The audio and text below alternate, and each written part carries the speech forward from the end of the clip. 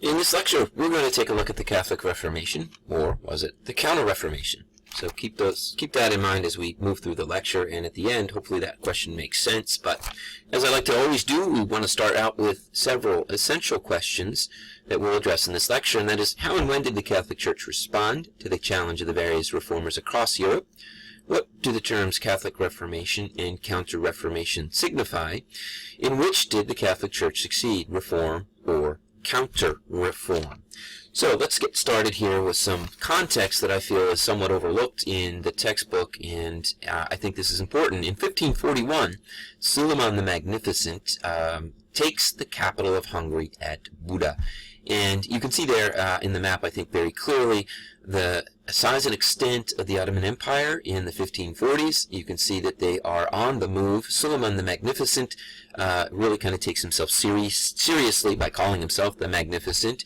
And he's got very bold and ambitious plans for the Ottoman Empire, and that is to move into areas of southeastern Europe, which is a direct threat and challenge to the Habsburg family and lands in Austria, into the rest of Europe and the idea of Christian Europe.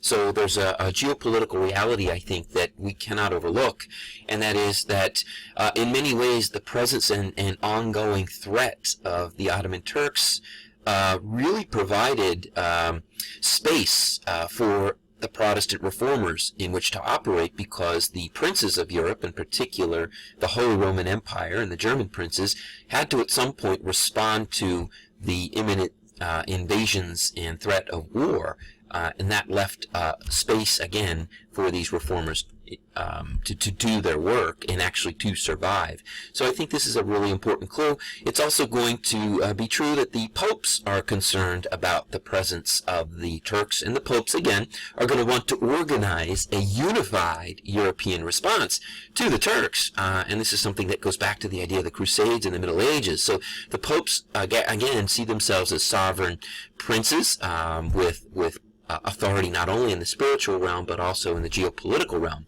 So I think this is an important starting point, 1541. Now, we want to try to start with the idea that, yes, there was corruption in the Catholic Church. We've already talked about this. There was a moral and ethical decline under Renaissance popes like Julius II, Leo X, who seemed to be more interested in building up the power, the prestige, and the wealth of the papacy, and they succeeded to a great extent in doing so. Yet there were individuals who took a different view and began to form groups and organizations to restore the church to its spiritual mission in the world. And one of these groups here is the Theatines, co-founded in part by St. Cajetan in 1524. And this group existed to train reform-minded leaders in the higher level of church hierarchy. So they want to get to the bishops, they want to get to the cardinals, and they want to stress the importance of the Bible, of reading Scripture.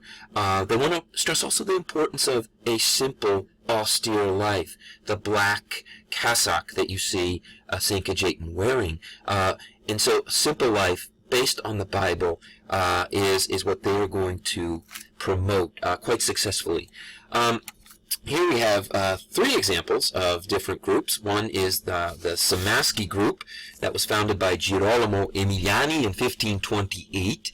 And Emiliani and his group really worked to help bring relief to the war-torn Italian peninsula. And so one of the unfortunate consequences of war are orphans. So Emiliani and his group, the Somaschi, began to open orphanages. They began to provide help and relief to people suffering in hospitals. And they really began to focus on the moral and spiritual realms and trying to restore that to the center of the church's mission.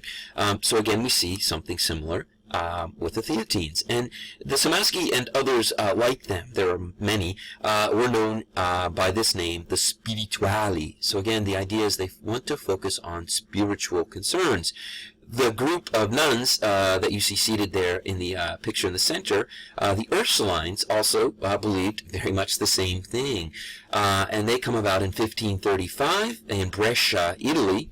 They're founded by St. Angela Merici, who was a member of the Third Order of St. Francis. And remember, St. Francis was that wealthy merchant who gave up everything to follow Christ in a life of simplicity and poverty. These women were of deep mystical devotion, and they dedicated their lives to serving the poor and the needy. And they were recognized by Pope Paul in 1546, so that's a sign they're quite an important group. The Ursulines would go on to establish a series of monasteries across Italy and France, and later on other places in Europe. And again, the spiritual focus. Saint Teresa of Avila, again, a Spanish mystic here. She revived the medieval mystical practices of ritualized prayer and devoted her life to God. She also wrote books, and we would maybe call them spiritual guidebooks or spiritual exercise books, to help people know how to pray. And she has this great phrase that she uses, the dark night of the soul. And that is, she felt that at certain moments in her life that the light of God had been removed, the light had been turned out, and she was left in darkness. And this leads to a state of despair, of anxiety, of panic, and she turns to mystical devotion, and that is these ritualized prayers that she would say throughout the day to restore the light. And I think in this great painting that you can see that there's a source of light coming from up above that illuminates her and gives this radiant kind of glow to her figure as she's sitting at a desk writing. She's also got an arrow that has pierced her heart, and that is the love of Jesus. So these movements exist to remind us that not everybody in the Catholic Church was corrupt, and there's already a movement among the people, very much grassroots type of movement that's beginning to take shape in Europe. Now we're going to go to this individual here, and this is Saint Ignatius of Loyola, and he was the founder of the Jesuit order. And he was very much interested in spiritual and intellectual reform. As you see, he's seated at a desk with a quill pen, studying and writing, something that he believed in, and would found schools to train all priests. And I'll talk about that in a second. You can see there on the right one of the great Jesuit institutions in the United States today, and that's Georgetown University. So the Jesuits are still here. They're still with us, and they still inspire students that want to go to places like Georgetown or St. Joe's or Marquette, etc. So what Loyola did was he organized an order starting in Paris, and his mission was to serve the church and to serve in first person the Pope. So he and his followers are going to be foot soldiers for the popes, and this is going to be very interesting. So I'm going to get into a little bit about who he was. So Ignatius was a soldier who was wounded fighting the French. He was Spanish, so he was fighting the French in a series of wars that the French and Spanish fought over the Italian peninsula. And while he was convalescing from wounds, he underwent a spiritual conversion by reading Christian classics. And he was really moved by the self-denial and sacrifice of Christian heroes, that is, saints that had gone before him. And he decided then he would dedicate his life to the church as a soldier of Christ. He also wrote an important and influential book that's still read, The Spiritual Exercises, which contained mental and emotional exercises designed to teach one how to master one's feelings and channel one's emotions and feelings to the service of God and the church. So, in short, Ignatius's book was a self-help manual for individuals who felt lost and wanted to take control of their lives and shape their destiny. So this sounds very much like an Italian humanist named Pico della Mirandola, but very different. By becoming a new person, as Pico suggested, man could, using agency and reason, ascend to the order of angels or descend to the lower realms of the beasts. What Ignatius is going to argue is that one had an obligation, a sacred obligation, to become a person dedicated to the life of Christ and Christ's examples. So as Pico gives man the ability to go up or to go down, Ignatius isn't going to have that same range of options. There's only one way for Ignatius, that is. So in the end, the Jesuits saw all Protestants as libertines who had no sense of discipline and no respect for authority. And the Jesuits are going to be very active in promoting the counter-Reformation efforts of the Church. So that goes back to that initial question. So the Jesuits, through their schools, were able to win back many Protestants across areas of the Holy Roman Empire and Austria in particular.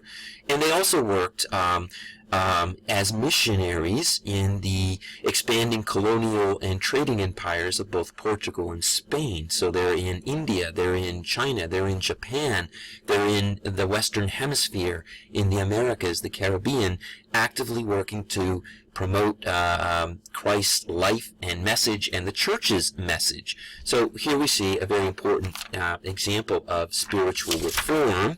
And the one other thing I think that's worth mentioning is one could not become a priest in the Jesuit order until the age of 33. And that's because one had to undergo an extremely long, extensive, and very rigorous education before one could be accepted. So the Jesuits and St. Ignatius really kind of respond to the idea that Catholic priests had become kind of lazy, that they were ignorant, they weren't necessarily well read, and hadn't really done enough study to be worthy to serve the Church and to serve God. So that's an interesting point. And again, as I said, they're still with us today, educating students in the United States, and that includes non-Catholic students as well. The last thing I want to talk about in this lecture really is the Roman Inquisition that was reinstated by Pope Paul III in 1542.